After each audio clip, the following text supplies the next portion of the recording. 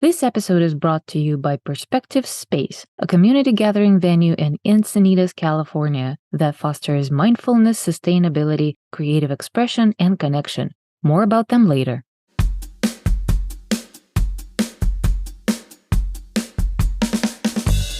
Hello and welcome to In the Art Scene podcast, an art podcast that has it all. I'm your host, Galina Marquez, and I invite fascinating people to talk about their personal creative journeys, success stories, and inspiration. We talk about art business and marketing, how to find your creative voice, and all the new trends in the art world like NFT, AI, and such. Join me and my guest for today's conversation. This episode is showcasing one of many talented San Diego artists. I am very deeply passionate about our local arts community and very excited when I have a chance to bring my fellow San Diegans on the show. This passion led me to start a new project, SanDiegoArtDirectory.com. It's a free platform that serves as the ultimate hub for all things related to the rich tapestry of arts and culture in our county. On the website, you can find events, workshops, arts organizations, information about the shows and concerts, anything that an art lover like you may want to see and experience in San Diego. And for my fellow artists, there's an information about the open calls, grants, and other opportunities, services, venues, and many other resources to help you advance in your art practice. And you can post on San Diego Art Directory too. Join SanDiegoArtDirectory.com, create a free account, and start posting your listings today. And don't forget to sign up for our weekly email updates. And now, let's get to today's guest. Hello, everybody. Welcome back to In the Art Scene podcast. And again, today I'm having a wonderful creative art professional, an active member of San Diego art community. Larry Vogel is a multimedia artist and a co-chair of the Artist Alliance, which is the organization affiliated with Oceanside Museum of Art, which is a fantastic museum. I actually am so excited about this conversation today because I've been wanting for months to have someone to talk about AI and its application in visual arts. And we will get to it. But first, welcome, Larry. Please introduce yourself. Thank you very much. Yeah, so my background began as a photographer in high school. So I'm 66 years old now, so that was quite a while ago. But this sort of evolution into different sorts of arts things. I do a lot of sculpture things and just about anything that relates to creativity. That's the thing that excites me. Yeah, well, I have seen on your website some very beautiful work, and I'm actually before we get to the AI, which I'm really excited to talk about, I wanted to talk to your affiliation, your career with the Oceanside Museum of Art. How did you start working with them? How did you become a co-chair of the Artist Alliance? And if you can tell a little bit about the program, because a lot of the artists who are listening to the show are in San Diego County, and I think they will appreciate learning more about this.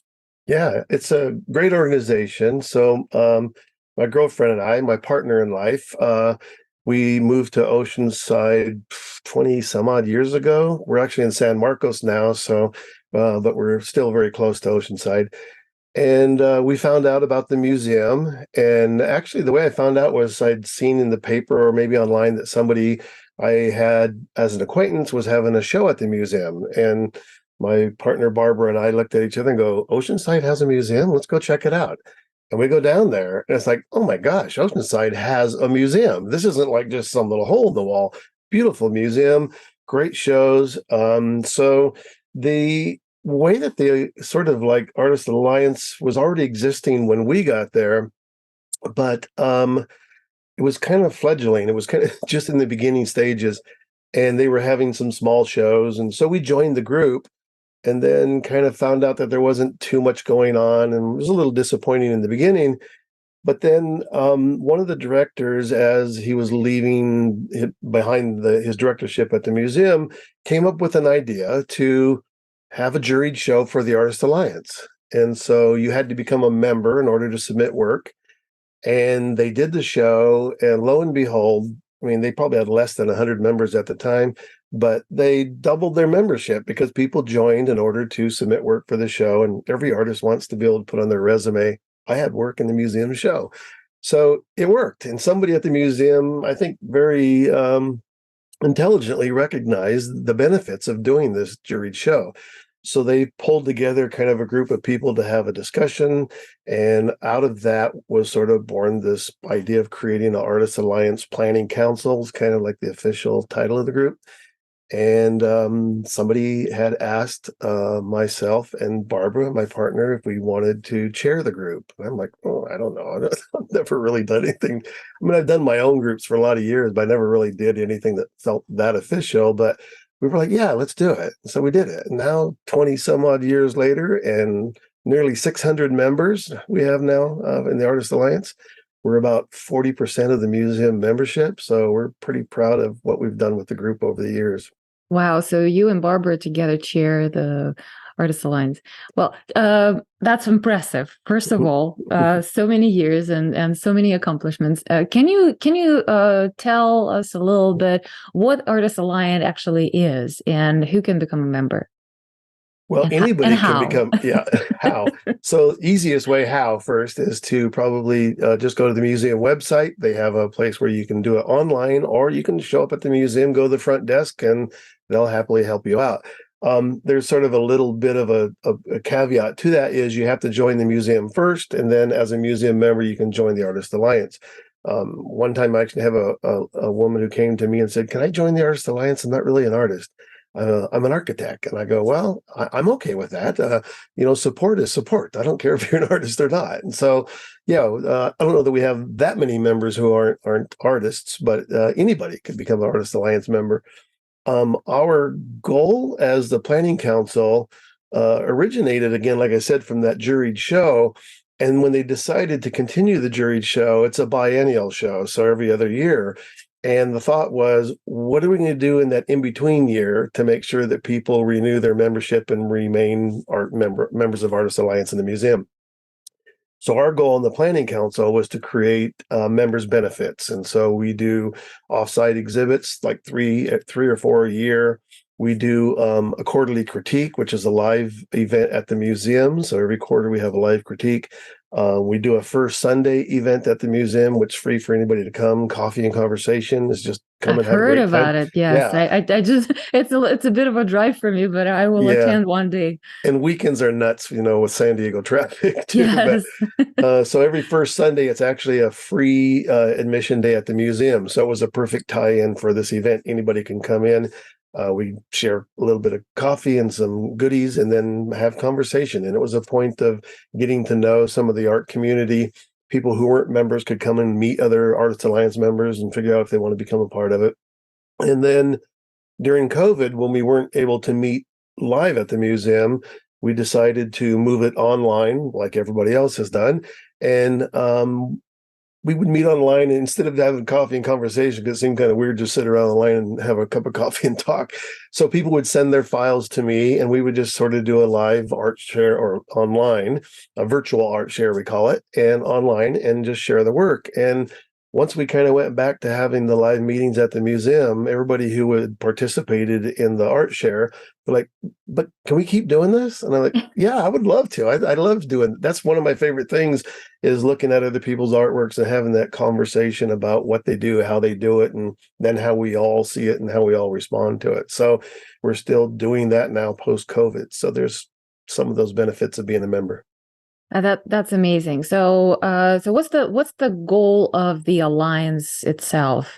Because I hear that there's one obvious goal to drive membership to the museum, which you have done a great job of, right? Mm. So what's the ultimate goal of the alliance itself?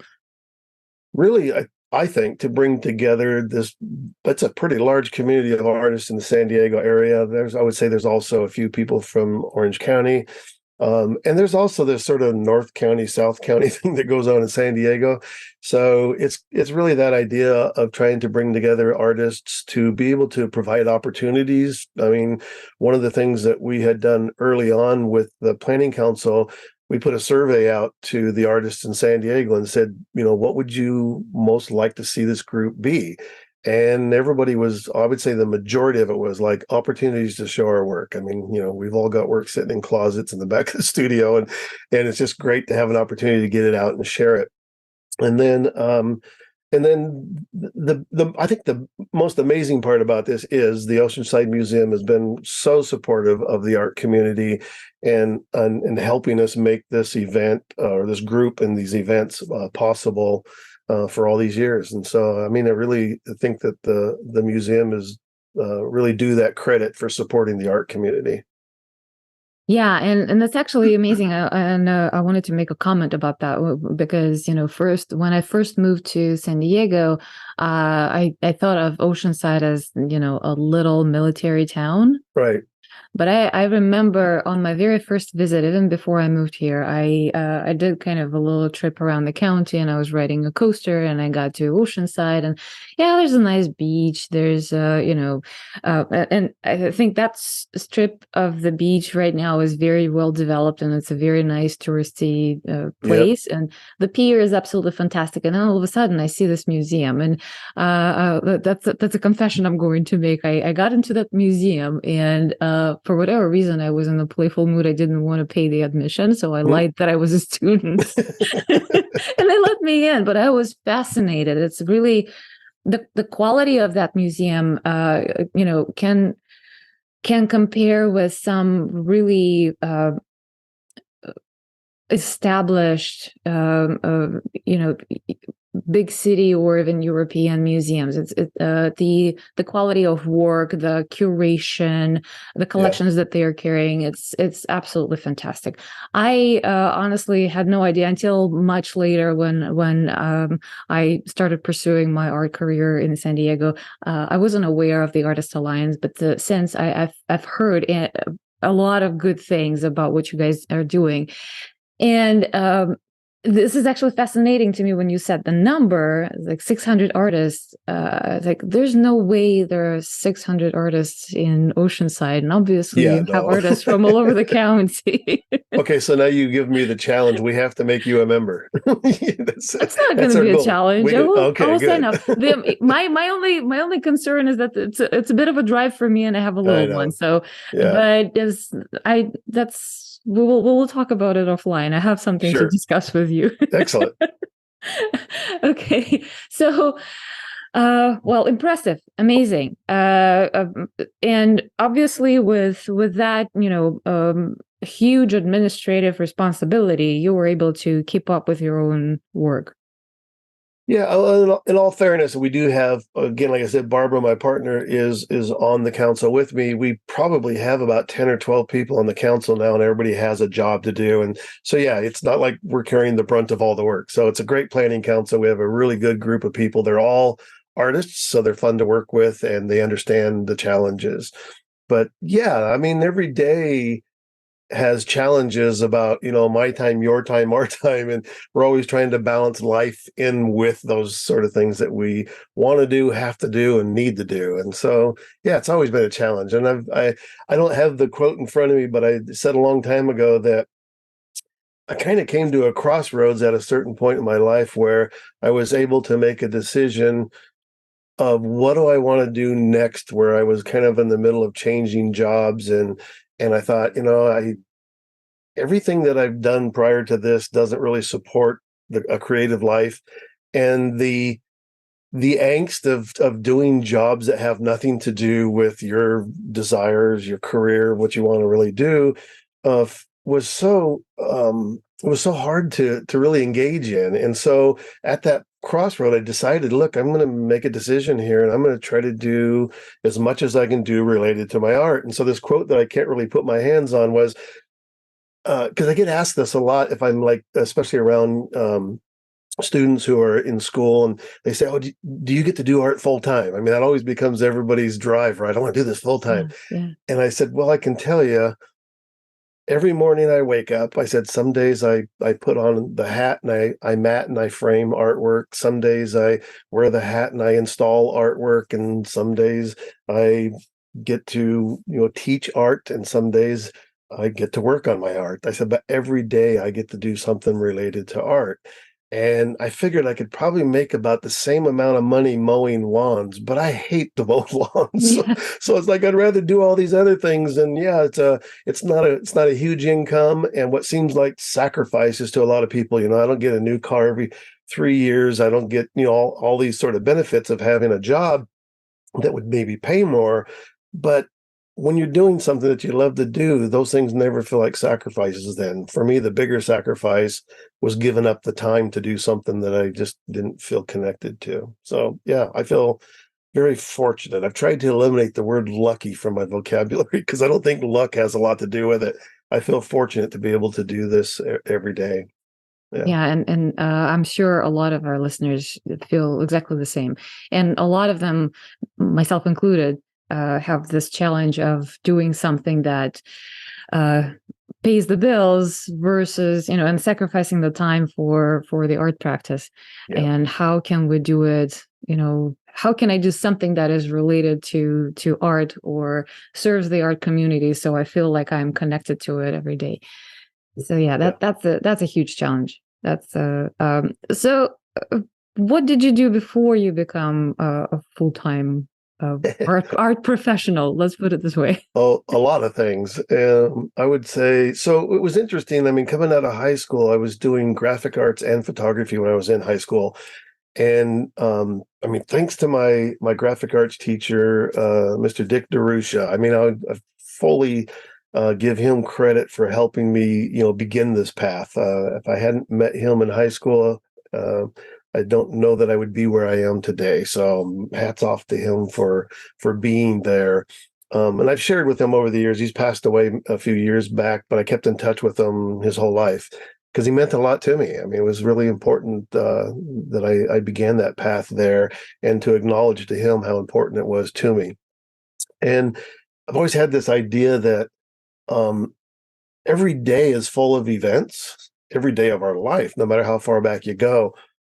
But only some events become these monumental events. And you never know what event is going to be monumental until you have some distance from it. And then you look back Yeah, on it and you go, wow, that was a big one. yeah. And so, yeah, that coming out of high school, doing graphic arts and photography, um, I went straight into a graphic arts job. We were doing color separations for offset printing, which doesn't exist anymore. So, I'm very familiar with that. My yeah, mom used to work in the offset printing and publishing companies for years and years and yeah, years. And I remember on my summer breaks, she would take me there and I would help around. And so I remember the smell of those paints the and ink and yeah, yeah, and then the noise of the machines yes, and yeah, yeah. yeah, yeah.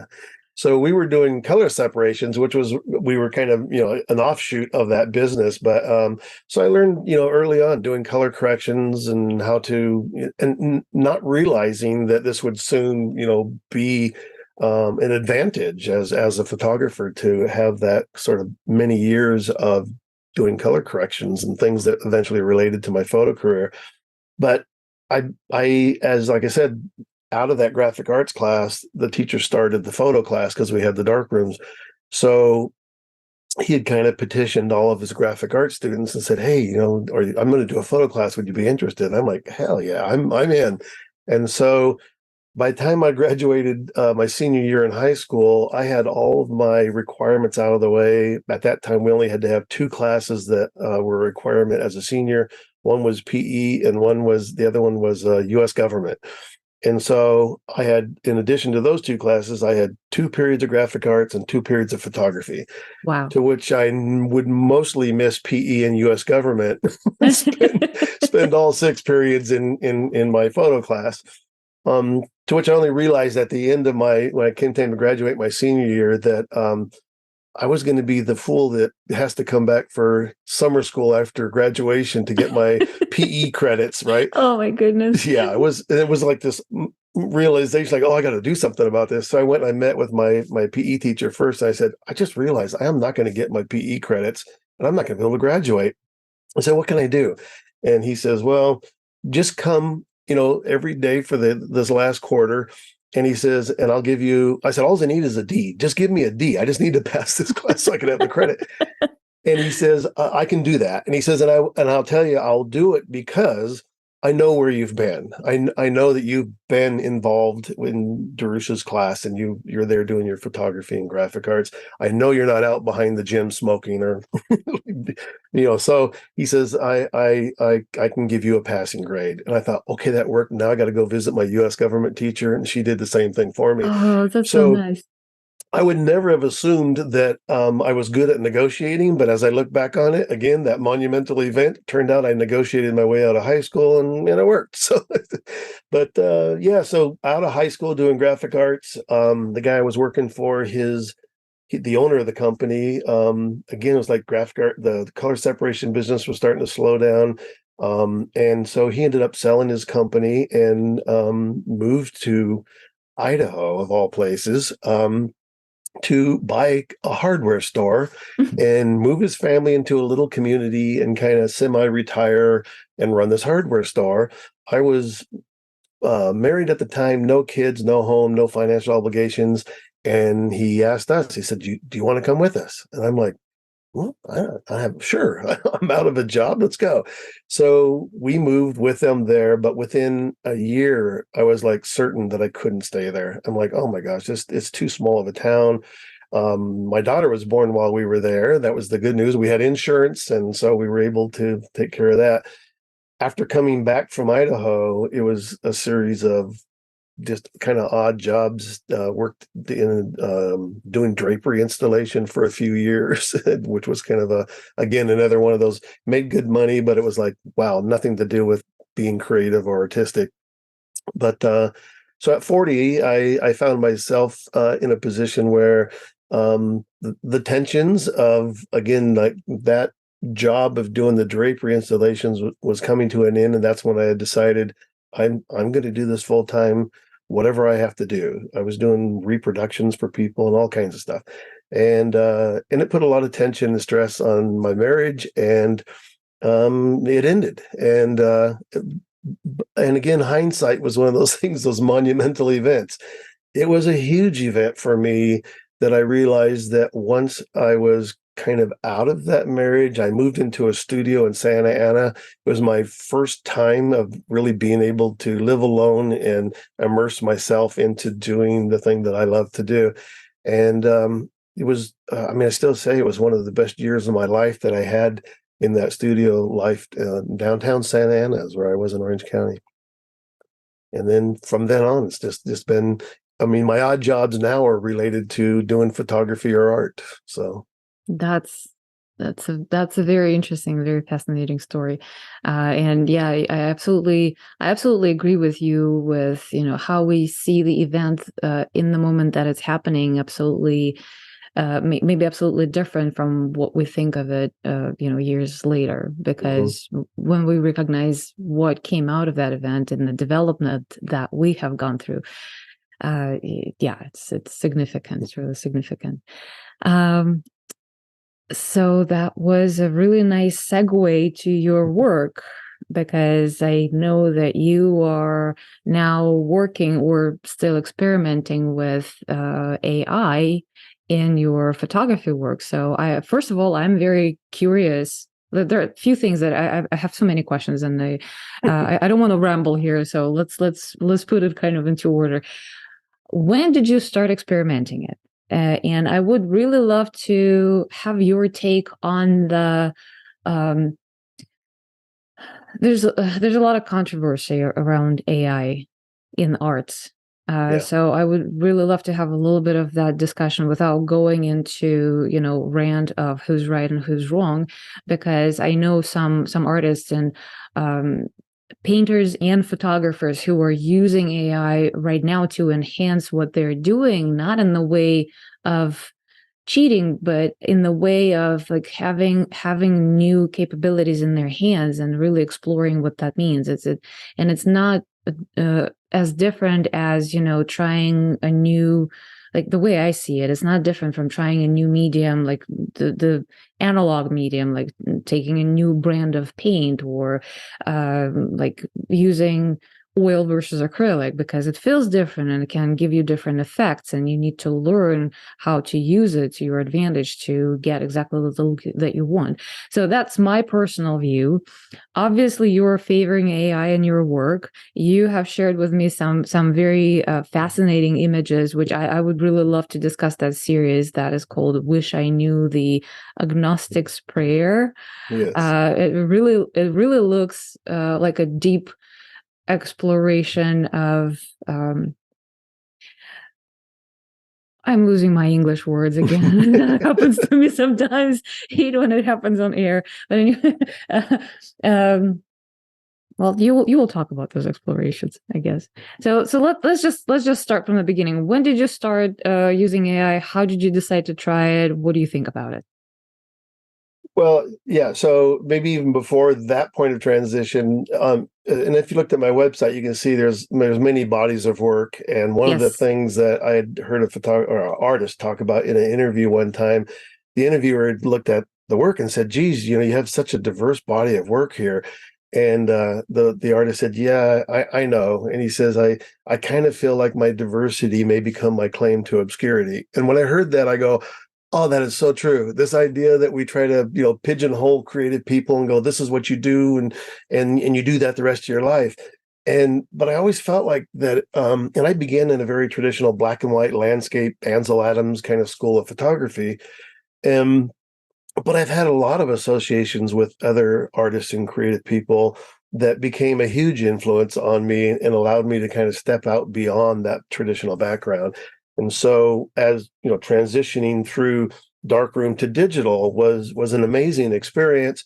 And we kind of went through some of the same discussions about, is Photoshop photography and is digital really photography? And we went through that for a number of years.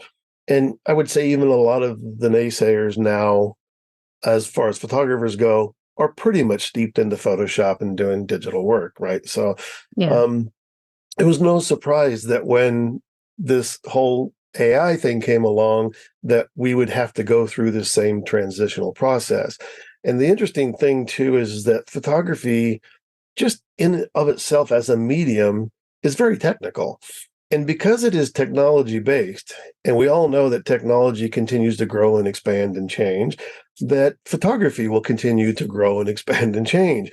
And if our only goal is to take that medium of photography and to make it look and act like the 100-year-old medium, then what's the point? Why even advance, right? So my first experience or my first exposure to AI was probably a little more than a year ago. I mean, not that long ago. Um, Somebody I know, a photographer, had sent me an email with a link and said, "Have you seen this?" And I click on it and I go there and I look at it. And in his email, he says, "My God," he goes, I just feel like giving up. I feel like selling my camera equipment. And what's the point of ever making another photograph anymore if I can just put in a prompt and get an image out of it?" And I had quite a different experience. When I looked at the images, I'm like, this is amazing. I mean, there's got to be something we can do with this. And I remember I emailed him back and I go, why would you feel defeated by this? I'm encouraged by it. There's something exciting here. I don't know what it is yet, but I'm definitely going to see what can happen with this. And immediately, like a little bit of the research that I had done, a lot of people were working with the program Mid-Journey. Mm-hmm. And I started there. You can get a free subscription to start with, and then you enter into a paid subscription. And it was like, I mean, I would say within a couple of hours of getting in there and putting in a few prompts and getting these images, there was a weird thing that all of a sudden, I think because of having been involved in creativity, like I said, since high school, there was something about it that I go, yeah, that doesn't really feel very creative. I'm putting in some words, some images are popping up, and the images are amazing, but how much of this is me, And so you kind of, or I kind of went through that whole process of really questioning the validity of it in the beginning.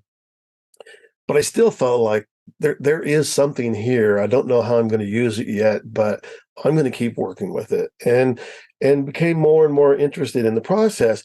And the one thing that, I mean, again, within a few days of playing with this process, I'm like, there is no way that this is not going to end up in Photoshop. This technology is just too amazing and too powerful, too creative. There's going to be something about this that's going to happen with Photoshop. And let's just wait and see. So in the midst of all this, even before it entered into Photoshop, I have been for more than 20 years involved with the San Diego Fair at the Del Mar Fairgrounds in the photo division, and I've been a judge for 20 some odd years there. And also as part of the fair, I also participated in giving workshops during that summer program. And so you would submit your proposal every year for which workshops you want to do, and they would assign you certain time slots.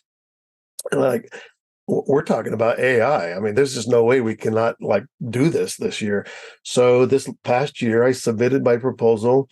As far as I knew, everything was a go. I got my dates all scheduled, and I'm ready to go. And then about a week before the fair started, I get these emails from the two directors of the photo exhibition, and they said, we've decided not to let you do your presentation Hmm. because we didn't allow photographers to submit AI images to the fair this year, and we think your presentation would be confusing. To which I responded back, I go, I don't think so. I think people are smarter than that. And I said, and I kind of agree with your decision not to include it in the fair this year because it's too new. We don't know what to do with it yet. Do you make a new category? How do you include it or exclude it? And now by that time, it has shown up in Photoshop, and I'm starting to use it in Photoshop. And I'm like, how are you going to hold this thing back? It's again, I mean, you've just heard it said a million different ways. The genie's out of the bottle. You can't put it back. Where do we go from here? But so as it turned out, I had like 3 emails back to them. They didn't respond back to me. It was just like, we're not going to allow you to do it. And I thought, wow, this just really seems really narrow-minded to me, not very supportive about creativity. And so I decided, you know what, I'm gonna do my presentation live online. And so I promoted it to all of the groups and things that I belong to. I think we had, I don't know, 175 people that showed up that night to watch it. Nice. Yeah, yeah. I mean, I think if I had done it at the fair, there might have been 30 or 40 people there. Yeah. So we ended up with a big group online. I was able to record it, and I posted it up on my YouTube channel. I don't know, we've had, I don't know, a few hundred people watch it now on YouTube.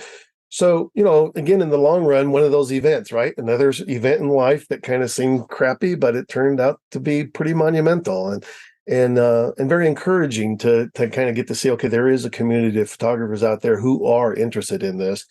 Um, and in that excitement, it was like, well, I want to spend some more time with other people that are doing this. I'm kind of tired of hanging out with naysayers and people that want to control and say what you can and can't do to your photograph. I always thought, well, that's kind of weird. You're going to tell me what I can't do to my photograph? I couldn't relate to that kind of negative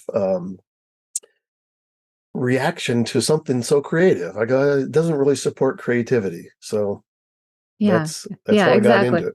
Exactly. And as a painter, and I personally prefer the analog mediums just because, in my other career, I spent so much time at the computer that I need this tactile outlet. But I can relate to it because sometimes I hear people who have very classic education in painting, and they say that palette knife is only for mixing paints, right? Right. Yep. Yep. I was like, no, I paint with it. It's cool. And Yep. why would you have so many different shapes and sizes of them now if you Right. just can't use them? Like, what's the point of using different sizes to mix the paint? So yeah, I totally understand your point of view, and I actually am glad that you were able to turn it into a significant online event. And I will make sure to post that video in the show notes so Yeah. everybody who's interested can go and look at the recording of your presentation. Mhm. And I certainly hope that the directors of the Del Mar Fair will change their minds in the near future, and maybe next year you will be able to gather some crowd, and maybe there will be a category for it in the photography department. So Yeah, maybe. It was interesting too when I thought about doing this thing online. I had this weird sort of idea. Again, these conversations in your own head. I just was like, God, this just seems so unfair that I can't even talk about this thing at the Mm-hmm. fairgrounds. And I go, oh, wait a minute. So I posted the thing online and promoted it as the unfair presentation. Unfair presentation. I Yeah. like that. Which also didn't set well with the directors. But I was like, hey, how could I miss this opportunity? I mean, Right. a promotion kind of fell in my lap, so I used it. Um, an interesting thing also came out of this, and that was that it gave me a chance to really stop and think about what we're doing by creating competitive arts. The idea that we have competitions, and then competitions set up the need for creating rules because we think we're creating a level playground for everybody who's entering. Um, and I've always hated the idea that, and I've done so much judging over the years, and this event again, the monumental event that happened at the fair, made me rethink this. And I'm telling you, I've put out an announcement to all the camera clubs and people that I have done jurying for over the years that I'm no longer going to jury art events anymore. I have one more left to do this next week that I had committed to, but it would be the last one that I do. And I actually wrote out a statement that I sent to these groups. I didn't want to just say, hey, I'm not judging anymore. Thanks for the invitation. But I wanted to say, here's my philosophy and the reason why I'm not. And because I just don't think that it really supports creativity when we start creating rules about what you can and can't do. And the idea of picking these arbitrary numbers, like they go, okay, we're going to score between 6 and 9, and there's even one club that does them in half step increments. So that's a 7 or a 7.5. I go, how do you do that? I mean, I did it, for years, but again, it just seemed so arbitrary. And also the idea that I'm only one judge looking at your work. I mean, it's one person's opinion. I've always felt like the other side of the judging process that we get to do with some of the clubs involves doing the critique and talking about what makes the image successful, what could be done to improve the image to make it more successful. That has far more value than saying, "Oh, I give you a 9." so, so anyhow, that's where I'm at now. And again, I think that having that whole thing that happened that put into motion this process, of me going, you know what, I'm going to reevaluate this whole idea that we judge art. And one of the ladies from one of the clubs that I had sent the email to about my decision not to judge anymore, she goes, I have to say I agree with everything that you've said. And maybe, this philosophy will find its way into these groups and maybe they'll change. I said, I'm not hoping that that's the outcome of this. This is a personal decision for me. I know how important competition is to clubs and organizations, and a lot of people just live there. They love the competitive environment. But I will kind of at least defend the idea that, yeah, museums and juried shows is more about curatorial. We have to curate the work to put into a show because we have too many pieces to hang, and you're trying to put the best work together. A lot different than judging and giving awards and ribbons and all that stuff. I think you opened a can of worms. You sound like a real anarchist there. Well, yeah. But honestly, this actually it comes up a lot in the conversations that I'm having on the show, and lately in our local community with people I'm communicating with artists and otherwise art professionals, curators. It is very interesting, and it's kind of I have cognitive dissonance sort of about that, because there seems to be a way that you need to make yourself known and make a name for yourself in the art world, which is submitting your work to the competitions, the jury shows, etc., etc. Yep. Applying to these exhibitions, or talking to the galleries, becoming a member of some group, etc., etc. So there are those kind of unspoken rules because that's what everybody does.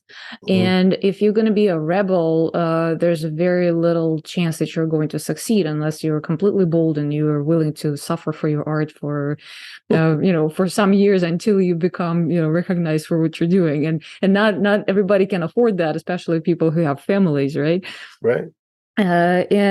So yeah, but there's also a narrative like we shouldn't be, as artists, we shouldn't be limiting ourselves, right? We shouldn't be putting ourselves in the boxes, in the categories, or create constraints about what's the right thing to do and what's not the right thing to do, because at the end of the day, it's all about the expression, and whatever means you're using to express what you have to express, it's all good and right, because like you are finding the mediums, the ways, the visuals that are speaking to your internal, way of being, thinking, feeling, and you find the way to communicate it, so people will see, because sometimes medium really matters. Sometimes medium, changes the way people are seeing the work. This is, especially you can recognize it when it's original versus uh,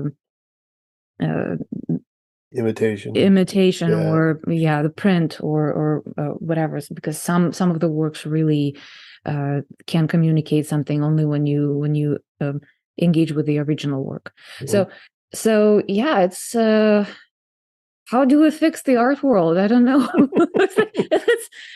That's a lot to handle. It's like you should be doing things this way, but at the same time, you have to be a rebel and do whatever the heck you want, because Yeah. that's the artist way. Like, oh my God, no, like why are you putting artists in so many different directions? It's mind-boggling. Well, I'm sorry to interrupt. Jumping back, your comment about using the palette knife to mix paint, but to actually use it as a tool to apply paint. It gave me this sort of great analogy back to the digital or photo world. Is we're doing the same thing with pixels, right? So we're Mm-hmm. creating an image out of pixels that then can be printed, and we're figuring out ways to mix these pixels. These pixels, can begin in a camera or not, Yeah. and it's this idea that we're everything kind of is slowly becoming this kind of hybrid thing, right? Is it a photograph? Isn't it a photograph? And I don't know. I don't want to argue about whether this thing is a photograph.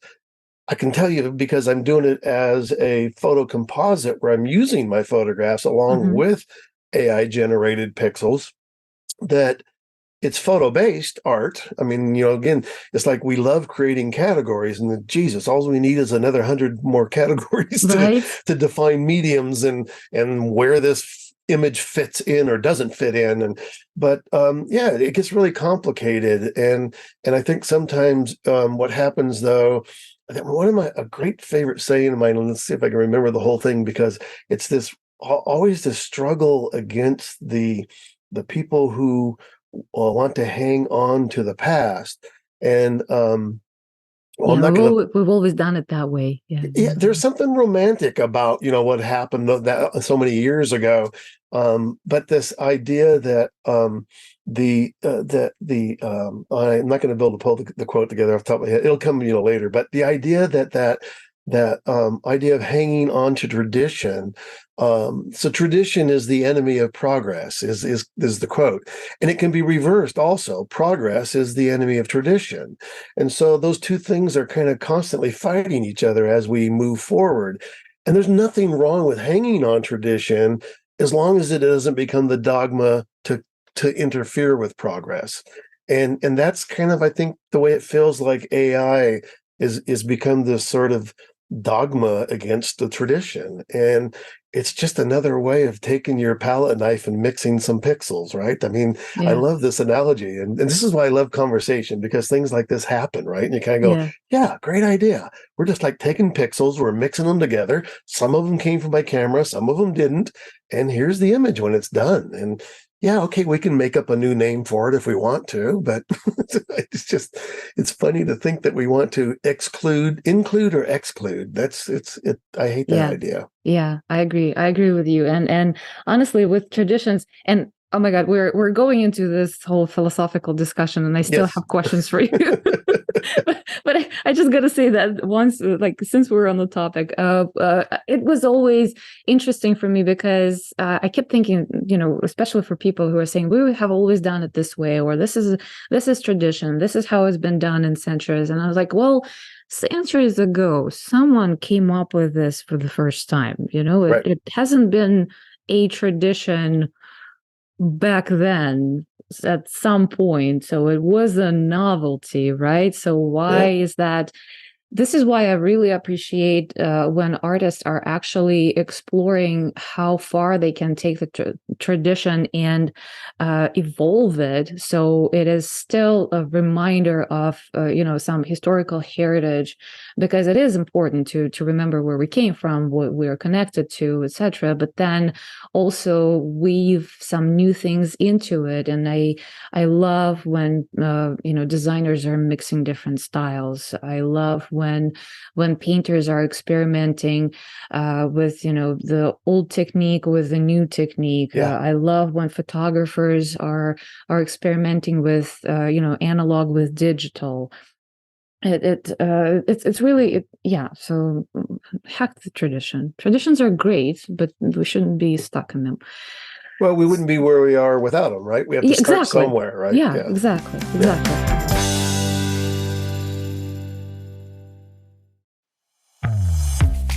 Let me tell you about the new friends and sponsors of the show, Perspective Space. Perspective Space is a unique venue in the heart of Encinitas, California, open for individuals and companies that promote mindfulness, creativity, sustainability, and connection through their practice. The space is open and bright and well suited for art shows, yoga, photo shoots, sound healing, art classes, workshops, and other community gatherings of up to 60 people at a time. Perspective Space is a project by Think Parallax, a local sustainability strategy and communications agency that generously opened up its office for the local art community during the pandemic. I interviewed the CEO, Jonathan Hanwood, in Season 8, Episode 6, and I'm dedicating several episodes in this season to feature their artists in residence. To learn more, go to perspectivespace.com or click the banner on intheartscene.com. It's perspectivespace.com or click the banner on intheartscene.com.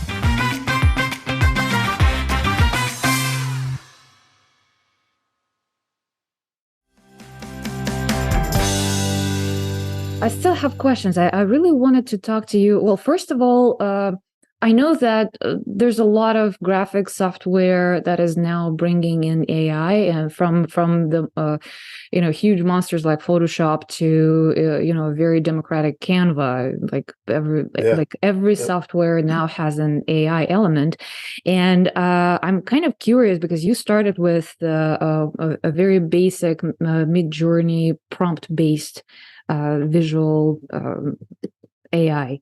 And now you're using Photoshop, which allows you much more flexibility and using your own original work, being enhanced by, things that AI are infusing into the Photoshop.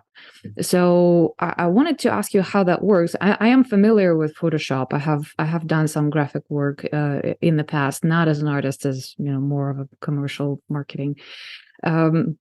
But I am familiar with the tool. I'm familiar with the software, except for the AI thing. I've never tried that, and I don't think. Well, I don't have a desire to do it right now. But I'm really curious how it's done and what it allows you to do and explore in your work.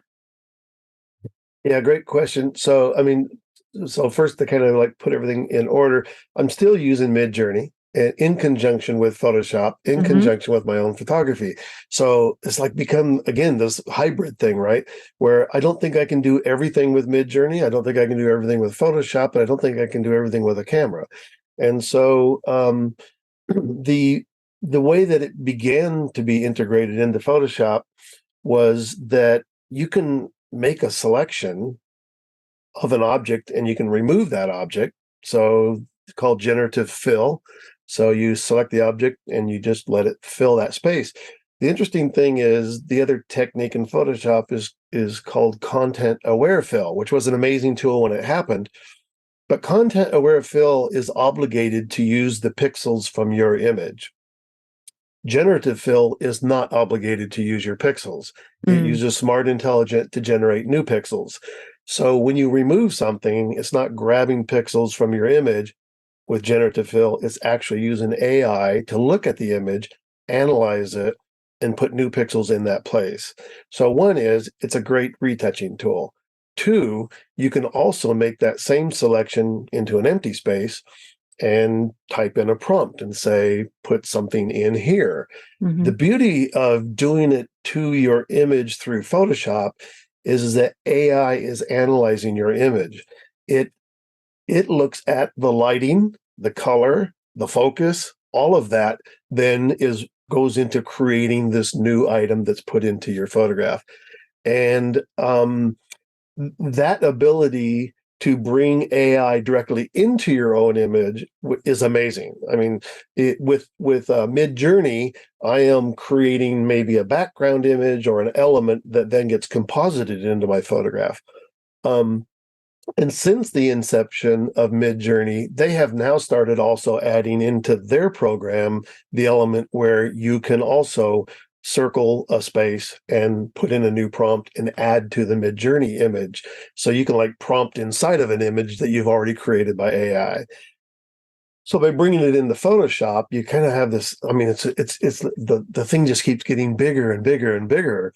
Where does it end? I mean, we're only in the infancy of this thing. If you think about what Photoshop looked like the first 2 years of the life of Photoshop compared to where Oh, it is now, yeah. what Yeah. is AI going to look like? It didn't even have layers. Right. There were so many things. Yeah. Um, but yeah, it's the exciting thing is, and the idea that Adobe recognized right away that this is a photo tool. While at the same time, photographers are still trying to justify the use of it to other sort of traditional photographers, which is amazing.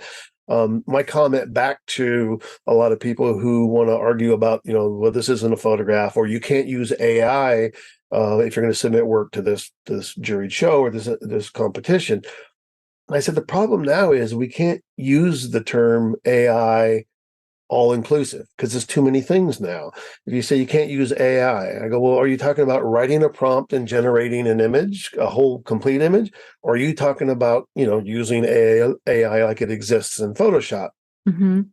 At that point, you cannot tell anymore whether they've done it or not. And it's an amazing retouch tool that it would be a shame for somebody to go, I can't use this because my club won't let me submit photographs if I've used that tool. The the language that was used at the time that I was told that I couldn't do the AI thing at the fair or they couldn't submit AI generated images was if they're not your pixels, you can't use them. Oh. Right. And so then it's like, well, but as soon, that's the one thing is every time you create a rule, there's a yeah, but yeah, but we're already using pixels that I didn't generate in my camera, by blending images together or doing certain things. We've been already doing this and doing simple things like sky replacements, on Hmm. landscape photographs. That wasn't allowed in the fair many years ago.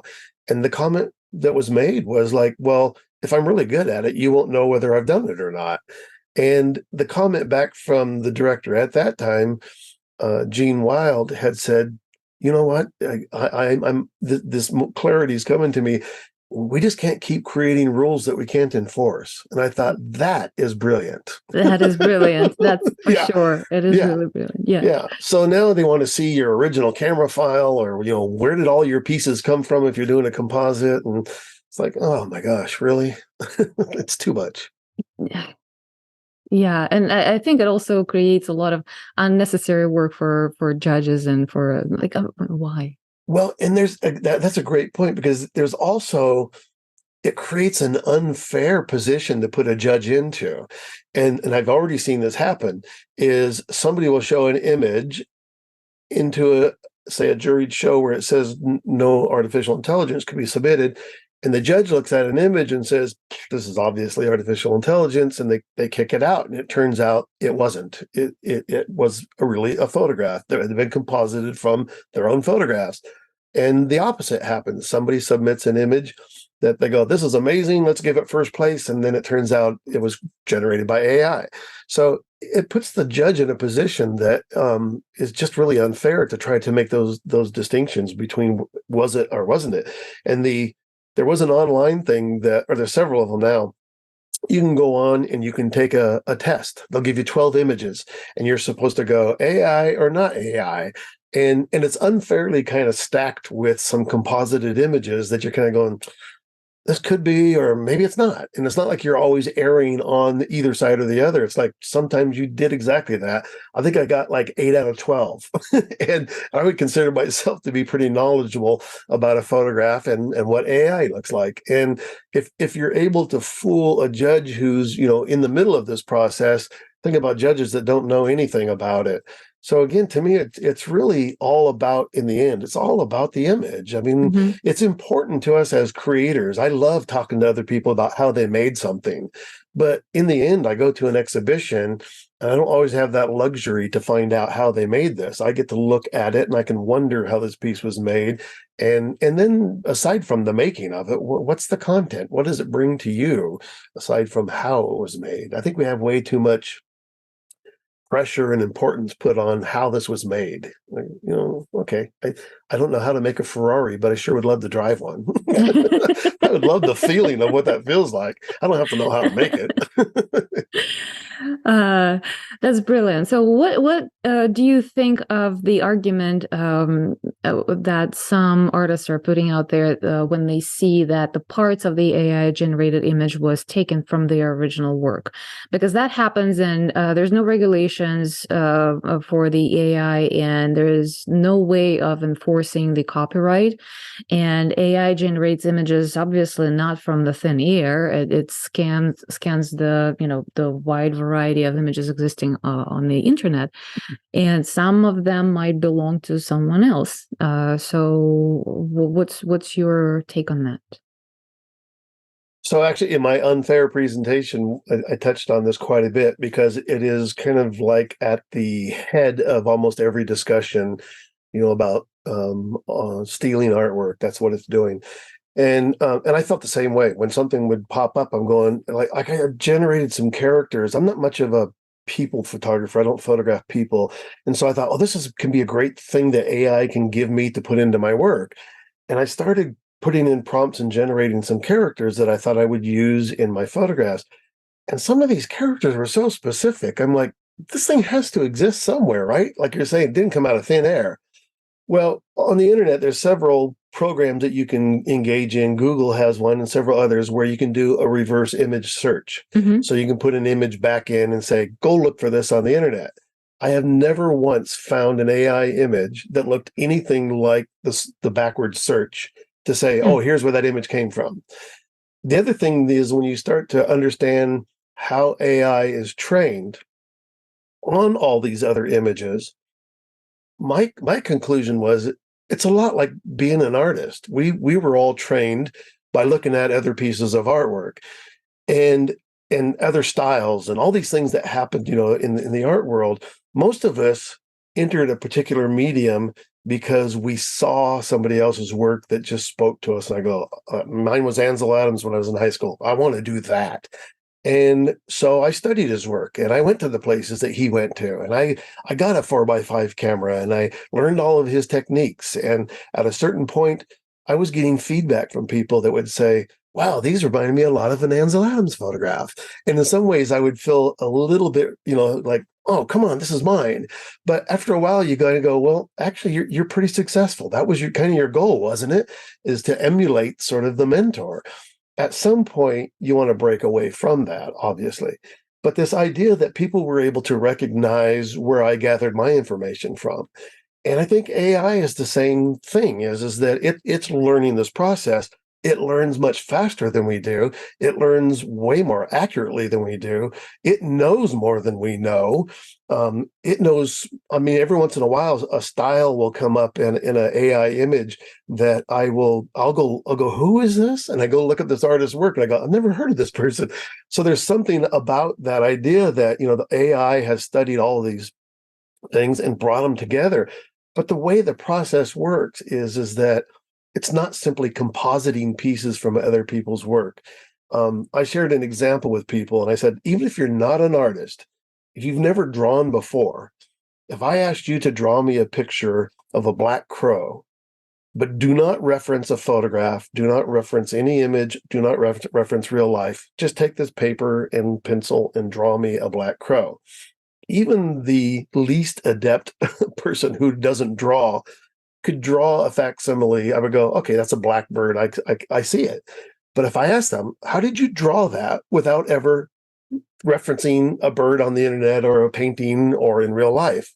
Well, I've looked at a lot of crows. I've seen them in movies. I've seen them in real life, right? So the same way that we create is the same, I believe, my feeling is the way AI creates. And I even said that I wish that I had a way of knowing that my images from my webpage were integrated into AI learning. I would love to know that I was a part of this in history. I don't care. I mean, I think people put way too much importance on the I, me, mine. This belongs to me. Nobody else can have it. I just think this idea that we influence each other is such a powerful tool. And yeah, I would love to know that I was a part of this history, that, okay, my images are fed to the AI and I'm in there now. So I don't know whether it's true or not. This is brilliant. I am so I feel your inspiration and fascination, and I cannot help but agree with you, honestly. And I know that it will still be controversial to other people, and their points are valid. Yep. But I do think that at this point, this is the reality. This is and we as humans and we as creatives have a choice whether to adapt this tool to what we wanted to make, or give in and kind of be the laggers. I don't know. There's nothing wrong with sticking to your traditional ways of making things. Yeah.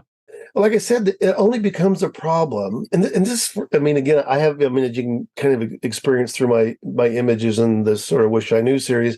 I have a real fascination with religion and faith and spirituality and all those sort of things. It's your faith is never a problem until you externalize it. You can believe what you want to believe. It can dictate your life. But as soon as you start flying airplanes into buildings, we got a problem, right? So you start to externalize this faith or this belief onto other people, then it becomes a problem. And I think as artists, it's the same thing. It's like, okay, so you believe that the traditional experience as an artist is the best way for you to function, but it's not necessarily the best way for every artist to function.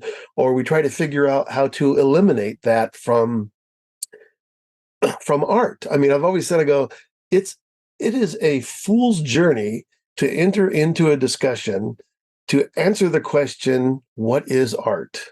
Or art is what? For me, it's always felt like you created this thing, whatever it is, and you as the creator have decided this fits into the world of art. Now, I can't say that it's not art. I mean, this person is asking me now to evaluate it as art. I can now look at it as that object, as a piece of art. I get to decide for myself how it affects me or how it doesn't affect me. But I don't have the luxury of saying that's not art. Yeah. I think the person who gave it to the world to look at, and they placed it into that category, we are obligated to look at it as art and draw our own conclusions from it. But to denounce it, I think it's a fool's game. What's the point? All right, so I have a challenge here. We're a little bit over an hour now, and I usually try to cap the episodes at an hour because it's going to be a little bit too long for people to listen to. Absolutely. But when I'm having conversations like this, it's just ashamed to stop. So let's continue, because that was a perfect segue to your series that Okay. I really wanted to talk to you about. And then we'll see. Maybe it will be an hour and 15-minute episode, or maybe I'll extract it in some bonus content so you guys have something else listen over the Okay. holidays.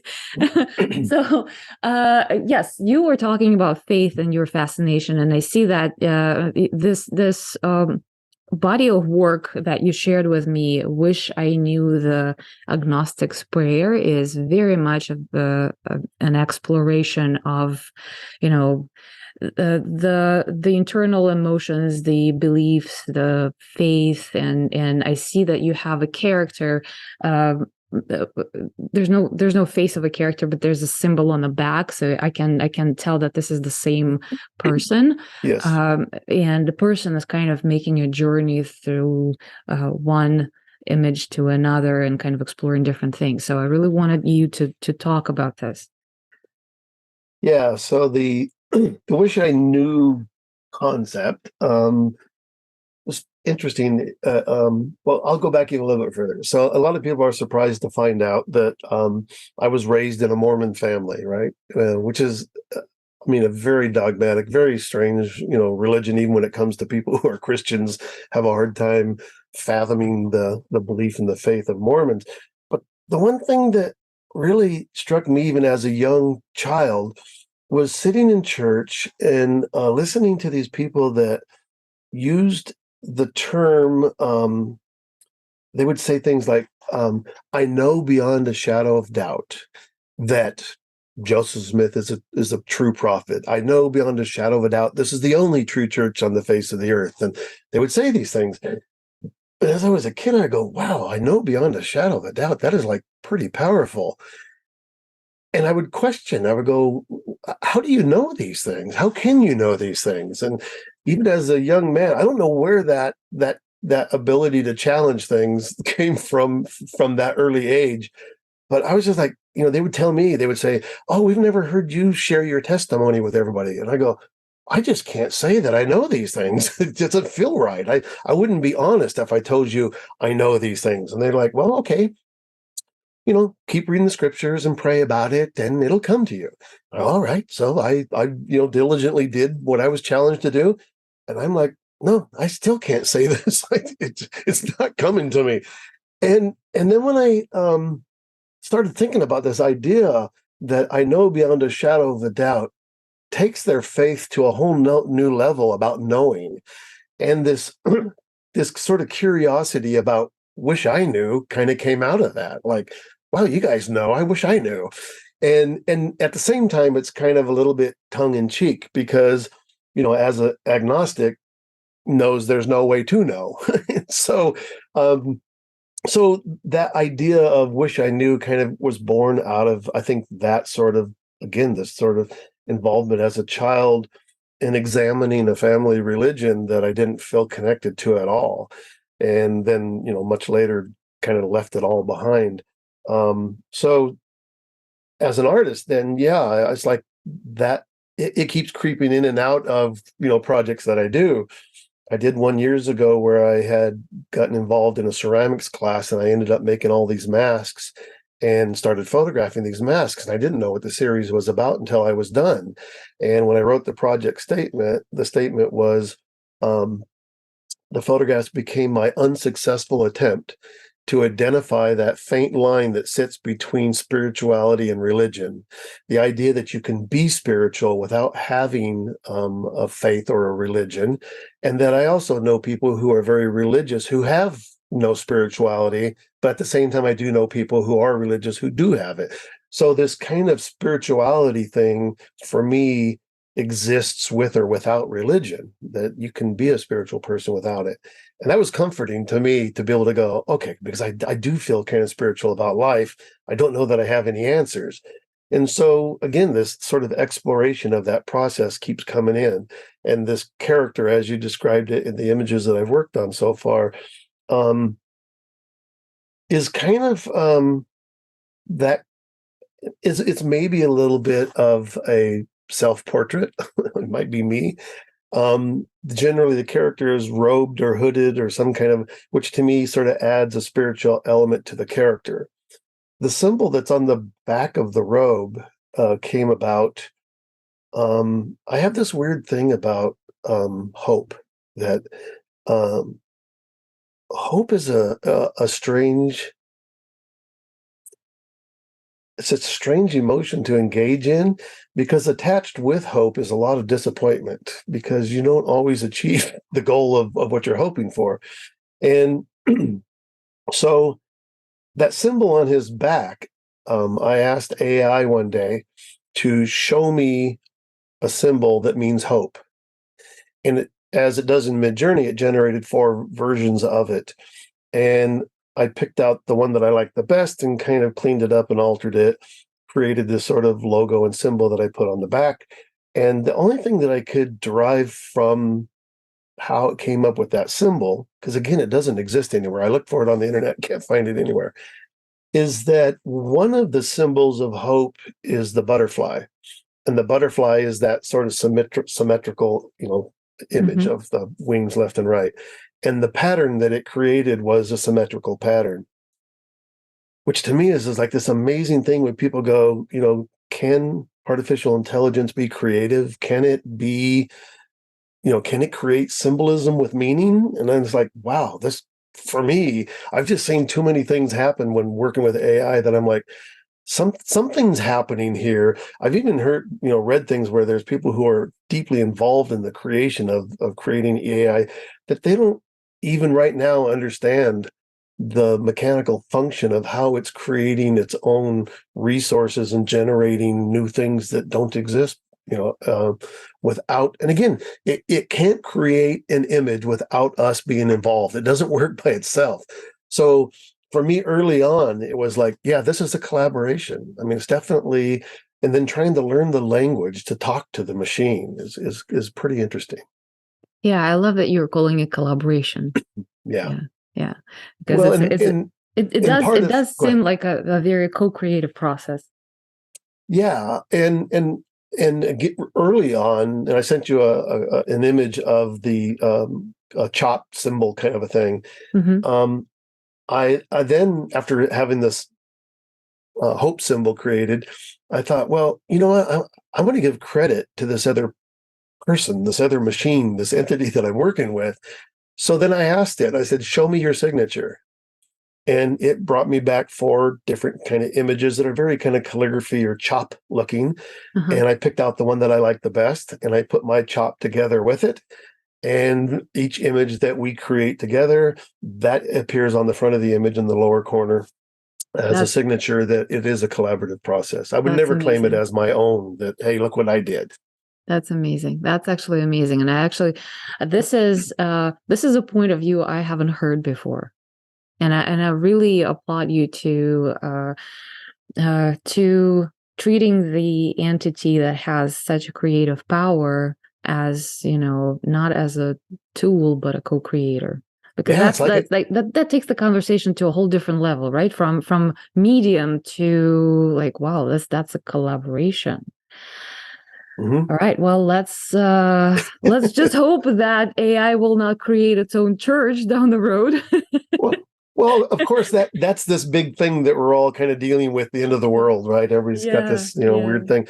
Um, I can't speak to that. I don't know anything. I read things about it, and I kind of go, okay, yeah, I get the concern.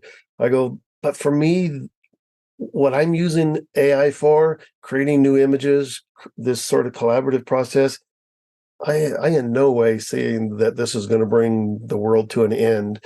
And part of that, things coming to an end, is, AI is going to replace all these jobs and blah blah blah. Like I said earlier, I worked in graphic arts and did color separations, and when digital came along, color separations are no longer a job anymore. And I thought about that, and I never thought about it prior to that. Like, yeah, I've had a few jobs that have been replaced by technology, and without being flippant about it and going, yeah, that's progress. Jobs disappear and new jobs are created. And yeah, it is tragic that people lose jobs because we kind of outgrow that technology. Um, and you hope that people will survive by exploring new ways to survive. I mean, every new technology creates new jobs and it replaces old jobs. I mean, it's just a fact. But yeah, I would rather think that I don't want to engage in the idea that am I really doing anything dangerous here? I don't think so.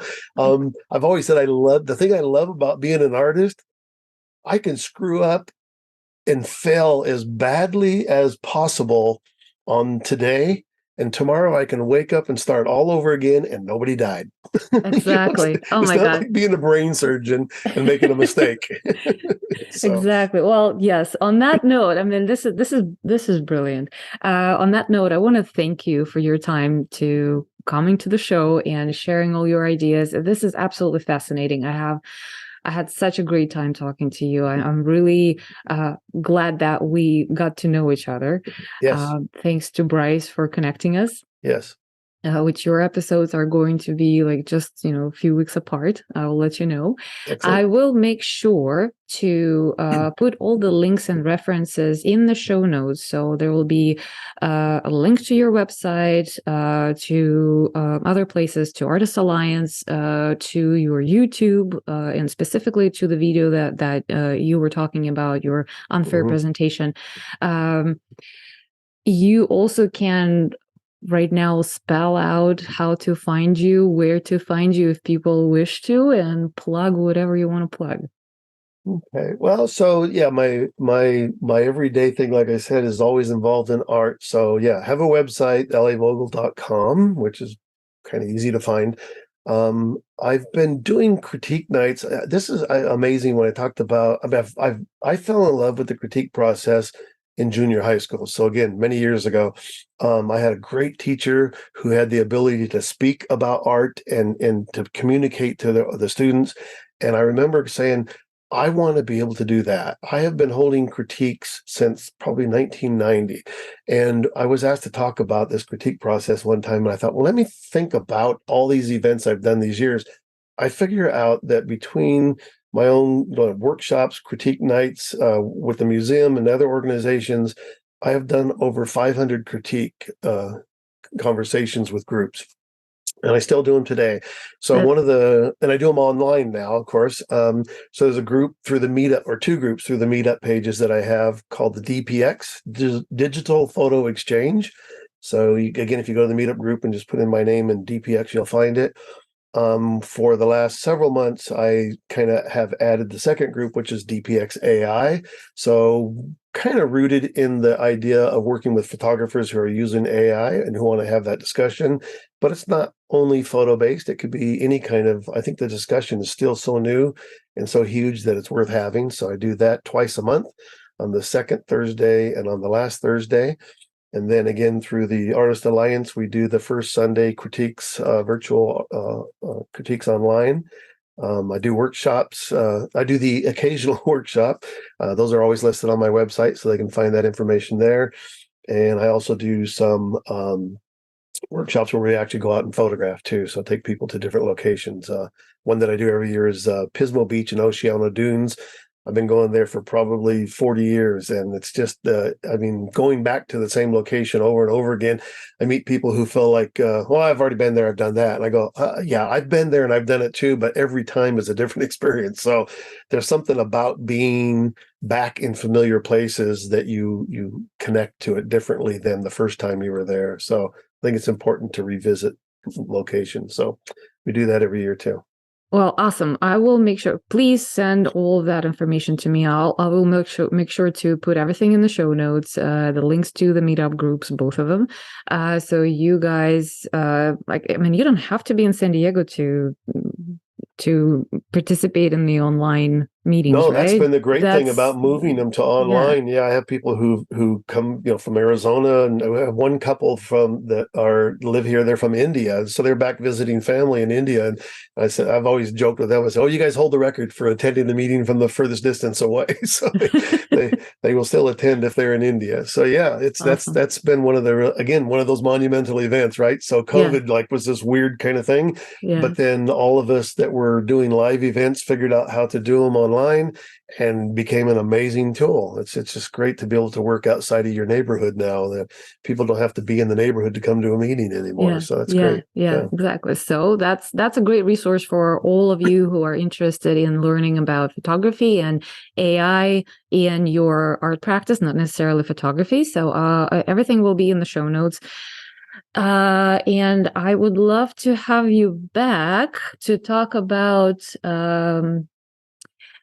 a jury process, which you are retiring now from, and well, I think we're gonna have some.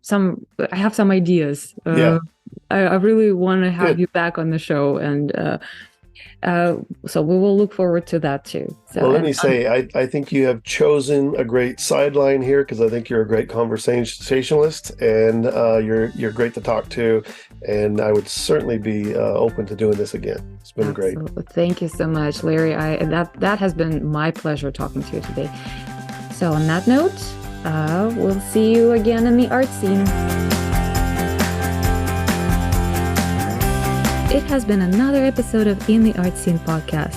If you liked today's conversation, please give us a good review on Apple and go listen to other great stories. Check out our website intheartscene.com or follow us on Instagram at intheartscene for more content. If you are a creative and you want to share your story, shoot us a message from the website or DM us on Instagram. Look forward to seeing you next time in the art scene.